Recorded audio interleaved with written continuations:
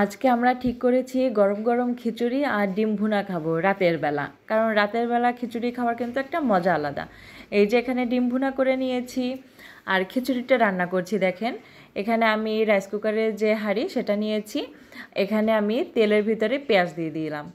আমি 3 পট চাল রান্না করব, সেজন্য এখানে তেল দিলাম, তারপরে পেঁয়াজ কুচি দিলাম। পেঁয়াজ কুচিটাকে তেলের সাথে একটু ভেজে নিয়ে এখানে চাল দিয়ে দিলাম। চালটাকে আগেই আমি ভালো করে ধুয়ে ঝাঁপিতে পানি ছেঁকে নিয়েছি।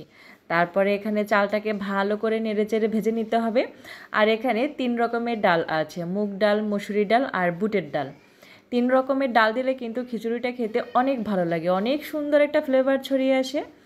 আর এখানে পরিমাণ মতো লবণ দিয়ে দেব। তারপরে এখানে 1.5 চামচ ধনিয়া গুঁড়া দেব, 2 চামচ জিরা গুঁড়া দেব। তারপরে এখানে বাকি সব মশলা দিয়ে দেবো। এখানে হলুদ দিয়ে দেব 1.5 চামচ, হলুদ বেশি দেব না, 1.5 চামচ দেব। আর লাল মরিচের গুঁড়া দেব 1.5 চামচ। আর বাকিটা আমি কাঁচামরিচ দিয়ে দেব। খিচুড়িতে কিন্তু লাল মরিচের গুঁড়া একটু কম হলে ভালো লাগে, কাঁচামরিচটা ঠিক মতো হলে ওইটা খেলে বেশি স্বাদ লাগে।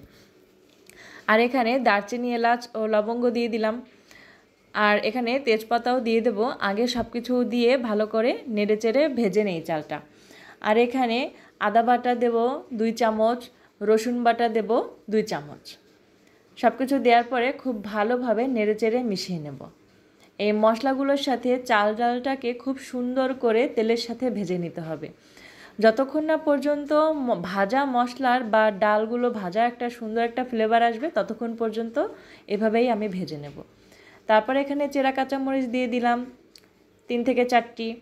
আর এখানে তেজপাতা চিড়ে দিয়ে দিলাম যাতে খুব সুন্দর একটা ফ্লেভার আসে। আর এখানে যতটুকু চাল নিয়েছি তার ডাবল পানি দিয়েছি। পানিটা আমি আগেই গরম করে রেখেছিলাম, আর এখানে সেই গরম পানিটাই দিয়ে দিলাম। যতটুকু চাল নেবেন তার ডাবল পানি নেবেন, তবে সিদ্ধ চাল হলে অনেক সময় হাফ পট পানি বেশি লেগে যায়। এই যে অনেকক্ষণ পর ফিরে এসেছি। এখন দেখেন পানিটা খুব ভালোভাবে ফুটে উঠেছে।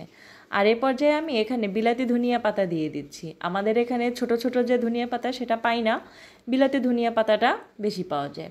সেটাকে ছোট ছোট করে কেটে দিয়ে দিলাম। আর যে কি সুন্দর ফ্লেভার আসছে! এই যে দেখেন আবার অনেকক্ষণ পর ফিরে এসেছি, আপনাদেরকে দেখাচ্ছি। এই যে পানি কিন্তু অনেকটাই টেনে এসেছে, চালটা অনেকটাই ফুটে উঠেছে।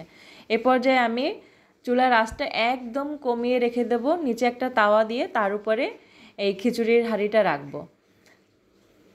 আর এ পর্যায়ে দেখেন একদম কিন্তু চালটা ঝরঝরা হয়ে গিয়েছে। এ পর্যায়ে আমি চুলার তাপটা কমিয়ে রাখবো আর ঢাকনা দিয়ে ঢেকে এটাকে কিছুক্ষণ রেখে দেব।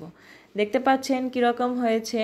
এই যে আমার রান্না কমপ্লিট হয়ে গেল। গরম গরম খিচুড়ি, কালারটা কত সুন্দর এসেছে আর কি যে ফ্লেভার! যে যেখান থেকে ভিডিওটি দেখছেন ফলো দিয়ে বা সাবস্ক্রাইব করে পাশে থাকবেন। সবাই সুস্থ থাকবেন, ভালো থাকবেন। আবার ফিরে আসবো। আল্লাহ হাফেজ।